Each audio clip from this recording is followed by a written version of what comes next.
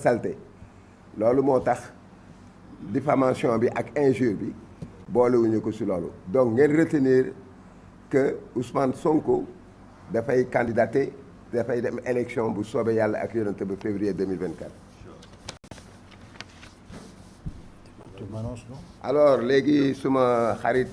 mon éminent confrère maître Khoureychi Ba mi ngi ñëw donc def leen faram-fàcce ci voilà ci contentieux bi ci moyens yi. non merci bien man du ma wax ci bismillah rahmaan rahim salaamaaleykum wa rahmatullah en réalité je pense que wax nañu dans les grandes lignes mbir yi ni mu demee démb biig la ñu waroon dajale ak presse bi malheureusement conditions yi wax nañ leen lu tax on n'a pas pu communiquer en groupe avec la presse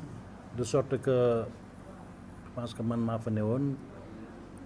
communication bi ñu def coow li bare na c'est de bon augure baax na lu normal la parce que mbir bi dëkk bi ñu nekk umpul kenn ni monsieur le président de la République Macky Sall président sortant bilan immatériel bi am na lu ñuy wax passif humanitaire parce que fooyee nañu trop liberté citoyen yi de sorte que affaire justice dafa dem ba nit ñi imprégné nañ ci bu baax moo yu bare xam nañ ko vocable yi xam nañ ko procédures yi sax ñu ngi koy xam mais droit bu ñu fàtte mukk ni droit science la science juridique te droit da nga koy jàng te Sénégal article premier suñu constitution suñu loi fondamentale dafa ne français mooy langue officielle bi droit français lañ koy jàngee te ku déggul français mënoo dégg droit bi ñuy jàng ñun mën nga dégg français nag ba am ci lijaasa bu mënti nekk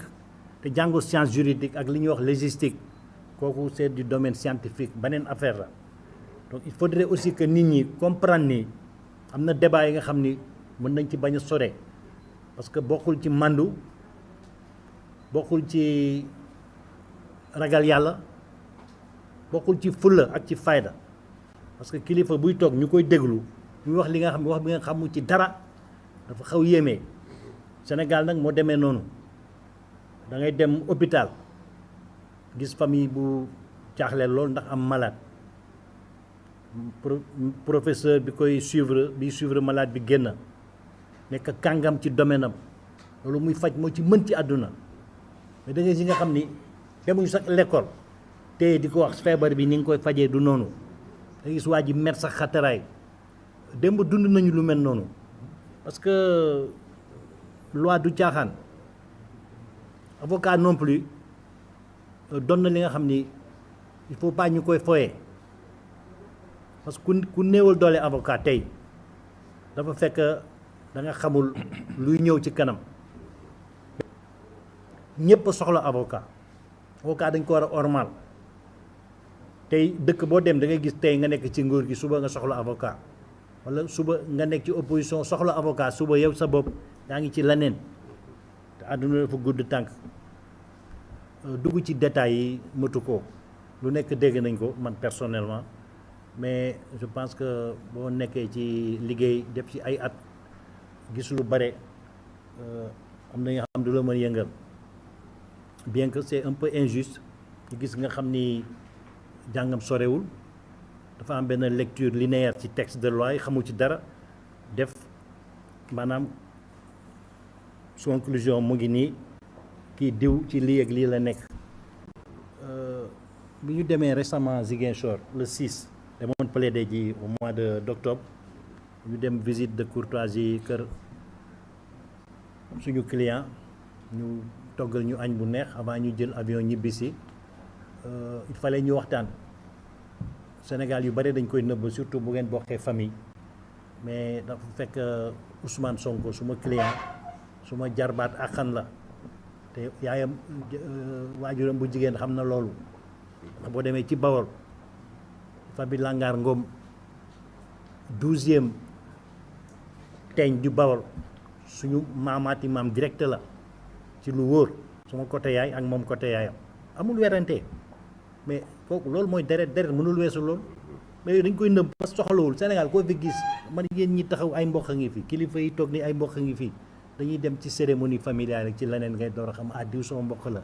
nga dem Tiwaawan ñu ne fii sa kër la nga dem Tiwaawan ñu ne mais fii sa kër la dem Yoff bi laay ñu ne fii sa kër la ba ci shérif yi fii ñëpp mbokk lañ ku ko xamul rek da ngay nax sa bopp moo tax lu gën a bon mooy gën tuumaal nit ñu kii de dafay trahir kii wala daf koy war wala mu ngi koy complot mais c'est minable te loolu aussi yàlla da koy faj parce que loolu bàkkaar bu gën a mag mënu ko weesu surtout nag boo ko tegulee ci xam-xam bi mooy article L29 L30 ku ko lire c'est difficile à lire parce que technique bi ñu def ñëpp xam nañu loi bi code électoral bi ñu changé 2021 gaa ñu dugal nañ ci ay pièges yi nag ci loolu la mën nga jël ay professeur universitaire teg leen fii duñ la wax li xew parce que duñ compréhension bi day wutee mais li wóor rek àdduna suñu kanam lépp dana leer li leen wax nag ci éligibilité Ousmane Sonko lu am la incha allah bon communication dafa metti c'est vrai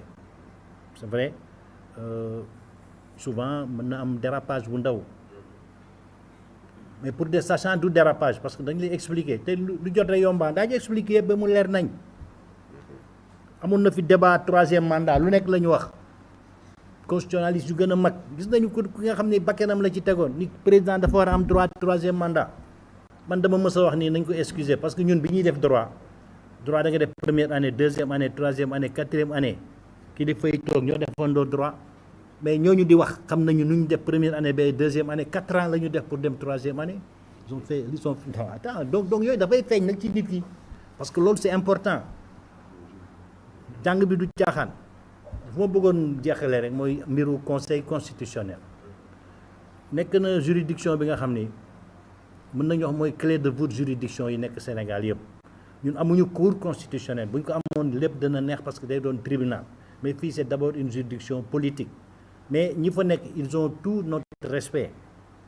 kenn du leen ñàkkal fayda parce que caaxaan du fa yóbbu juge yi ñu respecté lañu te xam nañu nii tey li ñu def nii li ñu statué tey refuser examiner candidature Ousmane Sonko du décision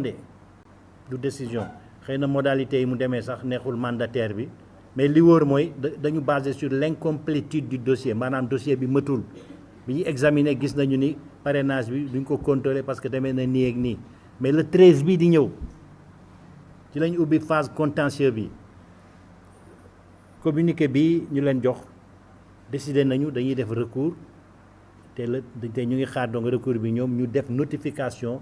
rejet bi ak explication lu tax ci lan la fondé wu en ce moment recours dina am te mën nañu yaakaar ni juge yi fa nekk juge yu mag la ñu on a confiance en eux te incha allah ils vont dire le droit wasalaam loolu laa amoon du may wax